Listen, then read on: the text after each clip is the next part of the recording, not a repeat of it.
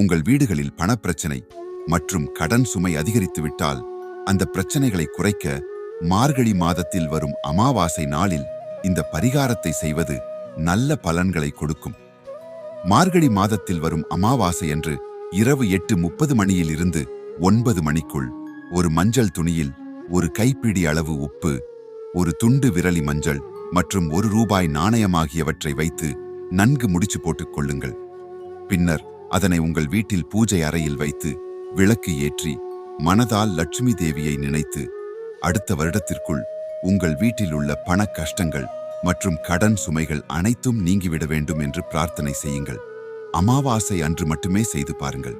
உங்கள் வீட்டில் உள்ள அனைத்து பண கஷ்டங்கள் மற்றும் கடன் சுமைகள் நீங்குவதை கண்கூடாக காணலாம். இது போன்ற சுவாரஸ்யமான தகவல்களுக்கு கோட் அண்ட் கிரியேஷன் சேனலை சப்ஸ்கிரைப் செய்யவும்.